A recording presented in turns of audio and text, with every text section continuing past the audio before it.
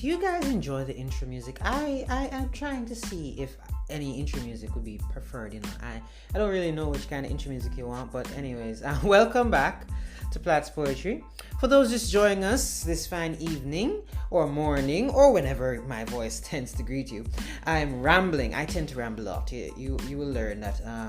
You will learn that in this episode. I ramble a lot. Anyways, thank you for stopping in my little corner of the internet. My name is Platt. This is my series entitled Platt's Portrait, where I intend to paint a picture of myself through the magic of poetry. There are 2 parts before this one up as we speak. If you haven't listened to the introduction of this series or episode on shooting shots, in this modern age, it's all about sliding in the DMs. But really, I believe that the key is not to join everyone else, but to also acts through poetry. So you can check out that episode for more information on that. You can find those episodes on various podcast platforms such as Platt's Portrait. You can find my profile over on Anchor, Dominic Platt, I believe, and also over on YouTube as Platt's Poetry. That's a channel name, Platt's Poetry. Finally, my goodness, he's still doing this administrative madness. Yes, finally. If you haven't as yet, take some time today to follow me over on Instagram as well at platt.s_poetry. Okay, I think that is all the boring blah blah blah blah stuff. So, in today's episode, we're going to be entering the beautiful world of colors. Though I am a poet, I do find joy in paintings, especially those bedazzled in color. My favorite colors are blue and purple. Purple is my favorite color only because it was my mother's favorite color and it reminds me of her. But blue is by far the superior color. It is the superior color. Blue is a beautiful color. Anyways, as I said before, these upcoming poems are subject to change. This is a premium reading before refinement occurs. Listen carefully, as often the original work is what the poet intended. Details on the book are up in the next segment. For those over on YouTube, I have placed timestamps in the description to allow ease of listening, because I know YouTube is not a platform for that madness. Anyway, so for now, I would like to implore you all to enjoy the background music.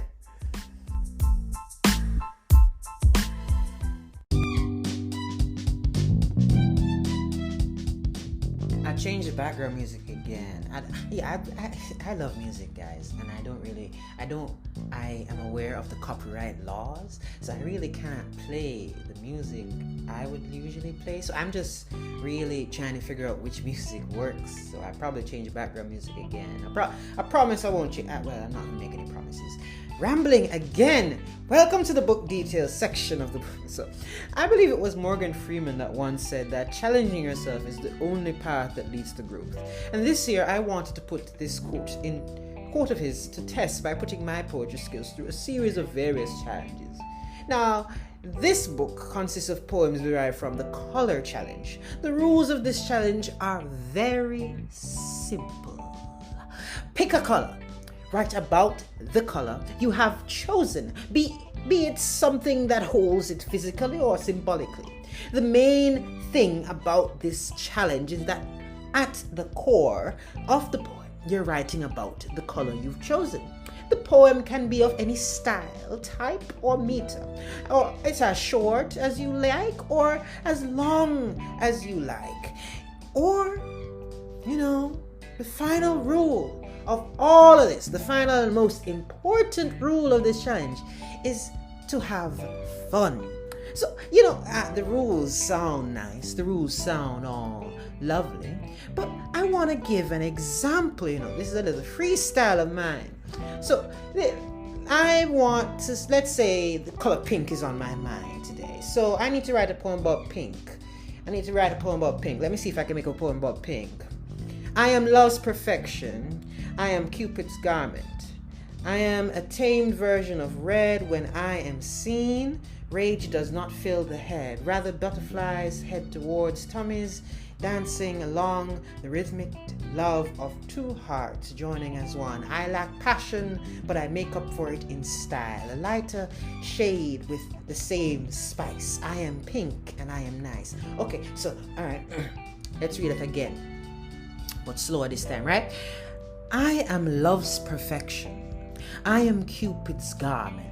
I am a tamed version of red when I am seen. Rage does not fill the head. Rather, butterflies head towards tummies, dancing along the rhythmic love of two hearts joining as one. I lack passion, but I make up for it in style. A lighter shade with the same spice. I am pink and I am nice. And that's a bit of a simpler side of that's a bit on the simpler side of my poetry, really. That's a very simple thing. It's really a freestyle. The way I wrote the poems for this book was to draw from not so common concepts that follow the colors around, but I still mix the common in there to make it understandable. But I didn't do this for all colors. Some colors you can jump out and see what color it is I'm writing about, but others you might be like, what? If I didn't see the title, I wouldn't know. Oh my God, yeah, all that. I don't know why my voice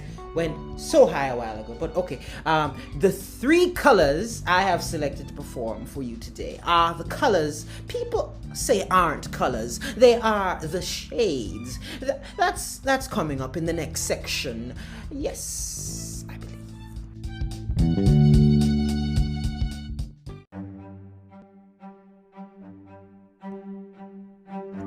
This first poem is going to be about the color black.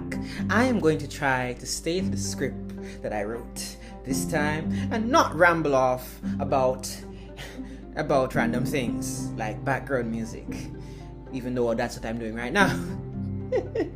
Once upon a time, I had a friend who said black was not a color. It's a darker shade of white. That's what she said. She was obviously making a silly joke with me after I said white was nothing more than a lighter shade of black. But truly, it's puzzling to imagine black as a shade in every context except skin color. Imagine learning about the color of your skin and then how beautiful it is, only for someone to say to you, it's not a color at all, it's a shade. Now that's a silly adage, but the adage aside, black is by far the most beautiful of all the colors, because every color must come or comes in some way, has black in it, right? But on the internet, you'll find information on black, like black is associated with power. Yes, so the strength of blackness. Black is associated with seriousness. Black is associated with fear, mystery, strength, authority, elegance, formality, death, evil, aggression, rebellion, sophistication. Black is required for all other colors to have depth, as I said before. The color black is the absence of color. The black is a mysterious color that is typically associated with the unknown or the negative. Black is a formal, elegant, and prestigious color, authoritative and powerful color. The color black can be sexy and sophisticated. In Western cultures, black is a color of mourning, death, and sadness.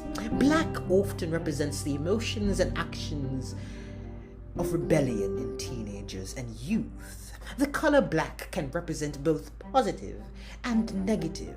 Oftentimes, in old literature, white would have been used to represent good, while black bad. But in recent times, we find that black is representing good. Why? Some movies, books, print media, television typically depict the good guy in white, but the bad guy in black. But in recent times, that's been changed. Did I just repeat myself? I apologize. Anyway, the poem goes as follows. Jet-encased skies, ebony ties, dancing colors know well, without me their worlds to die. I tell no lies, I am the back upon which all are able to see high. My superiority simply stretches to the beginning of time, but I am sometimes shy. Can you guess who I am? It's an obvious mystery, and my master has decided to write with transparency. Typically, he is more viscous with the identity of his speaker, sprouting sophisticated chain rhymes around our necks, starving your mind of knowledge, weakening your strength until you have nothing left. But you don't need to go to college to know what color I am. So just make an educated guess. Black-hearted men and women have sentenced me to hell, saying that I am an evil spell, as if darkness wasn't here before all of them.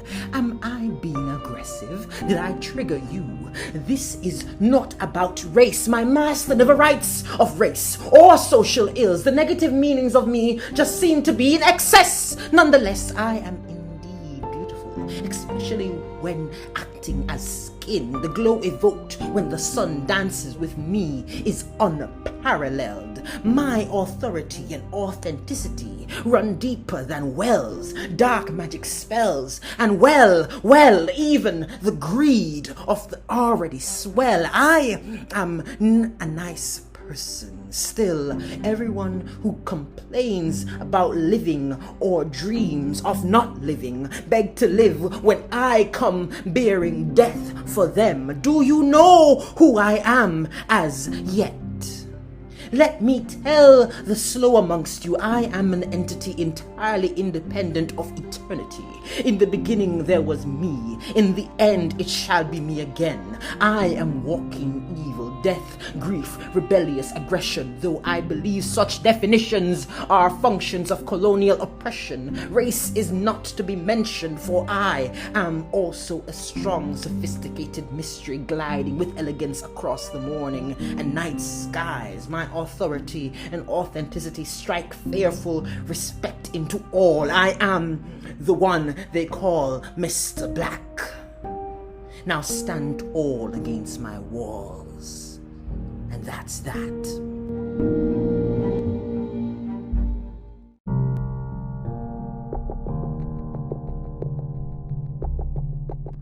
Mr. Black is a nice person, isn't he? Mr. Black is a very nice person, I believe. He's a wonderful speaker of the last poem. This section, however, speaks to the color gray. How exactly does one spell gray? That is my first question. I have a small spelling problem. The vowels A, E, and I have been at my neck since basic school. Though I have improved over the years, certain words just don't click with my brain as well as others. Gray is one of them. Gray just happens to be one of them, right? Now, remember, I love series. Yes, that's what I said, series. I love series, one of them there. So one of my favorite series, one of them, is Grey's Anatomy. So I watch Grey's Anatomy a lot. Like, I think I've rewatched the first 11 seasons at least 10 times. That's not the point, though. I always spelled Grey Grey, because that's the name of the show. But in doing this challenge, I found out that there was another spelling of gray, Gray. I do not know which is to be expressed on paper. The internet says Gray, but my brain still believes that it should have been Grey. But anyways, I always thought that English had no real rules of spelling. And then they accidentally made up words that sounded the same but were spelt differently and also had different meanings, and then came up with the poppycock explanation of homophones. Yeah, so that's just a little story of my challenges in spelling gray. So that means, now that that's off my chest, the color gray is a mixture of white and black that everyone seems to get along with. Here's some information on gray before we get into the poem. Gray is a cool, neutral, and balanced color.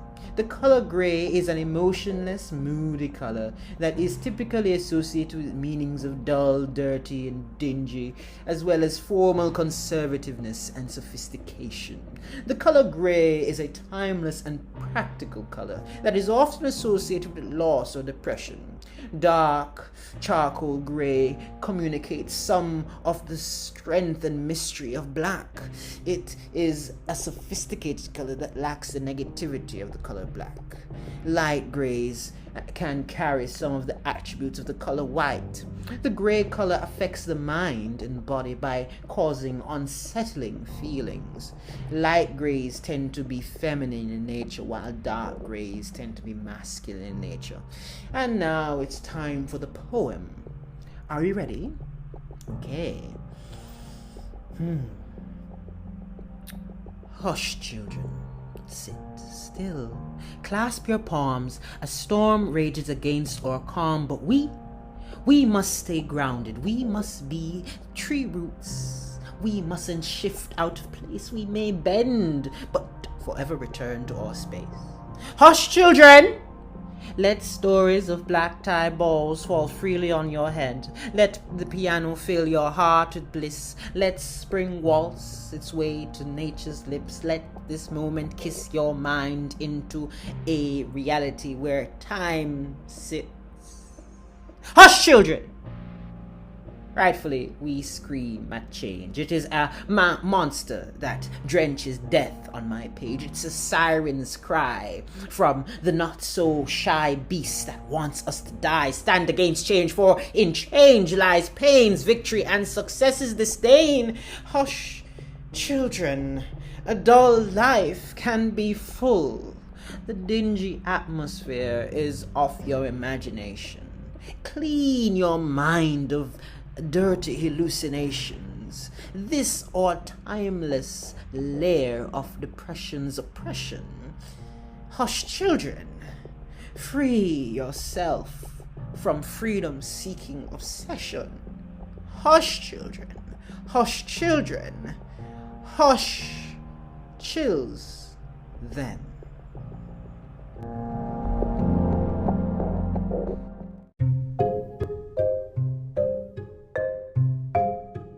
It's always a pleasure to deal with gray as a color, you know. I was speaking of spelling in the last section. I didn't even speak of the colors. The color, what is it called? The color madness.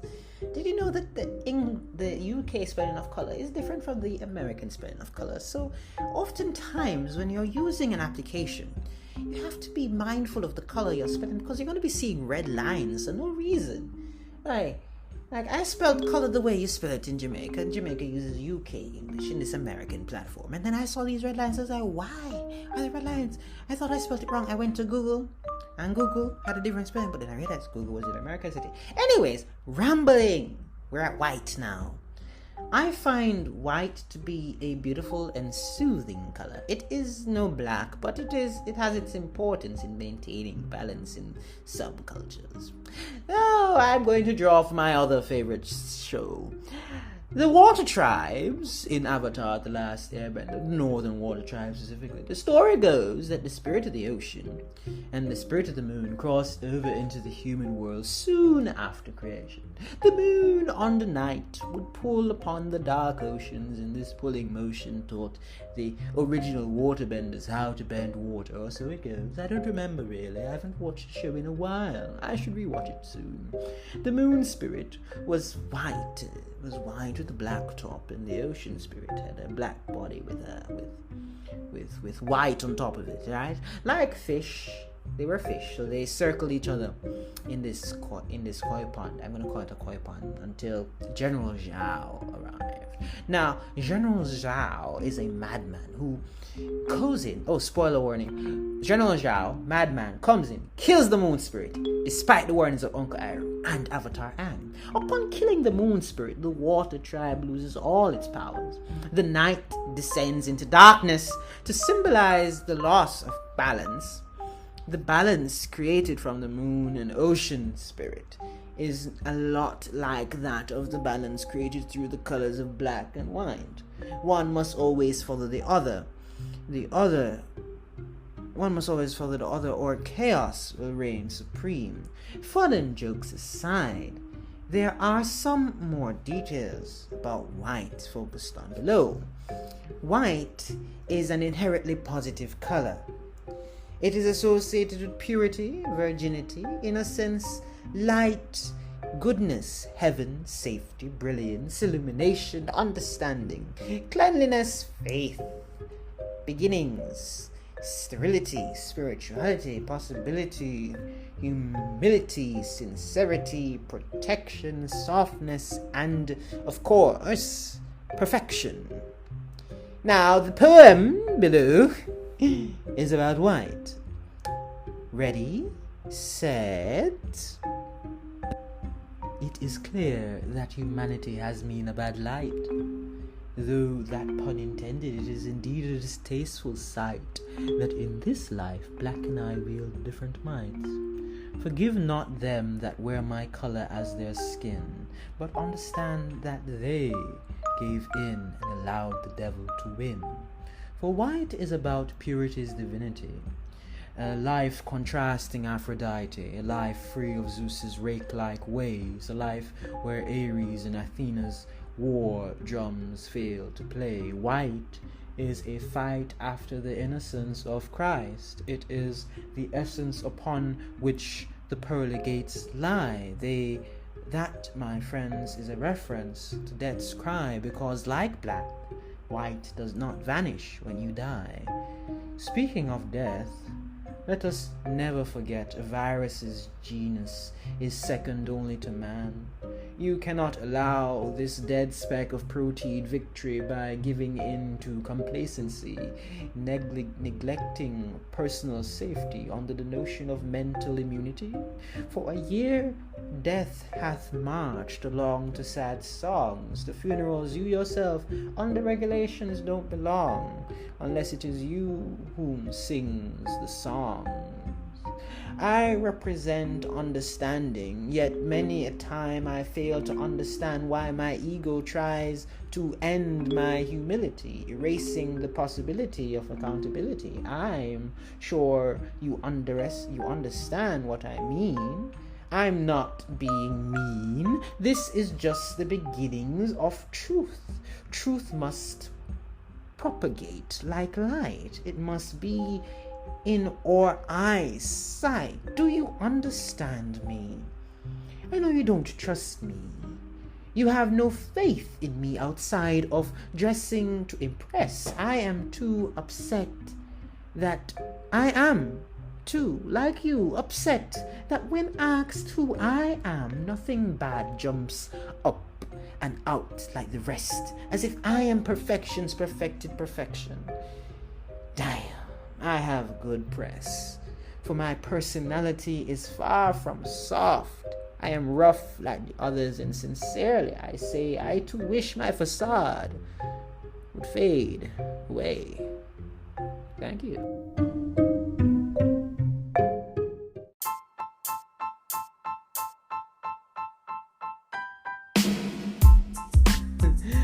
I told y'all that over time you'd get to know me a little bit more. I do hope you enjoyed this episode and were pleasantly engaged throughout. I hope I relayed the beauty of color well enough to convince you to go and search for this book when the time comes. The colors neglected today were blue, red, yellow, green, purple, orange, pink, turquoise, and silver. The pink I did earlier was just a freestyle. It is not a part of the book. Remember, the goal here is to learn. If you have any constructive criticism, please feel free to give them. I do not bite. Please like, subscribe, and comment below what you loved most about this episode. And don't forget to follow me over on Instagram at platt.s_poetry. And if you are not already over on YouTube, please go and subscribe to Platt's Poetry. Until next time, loves. Platt.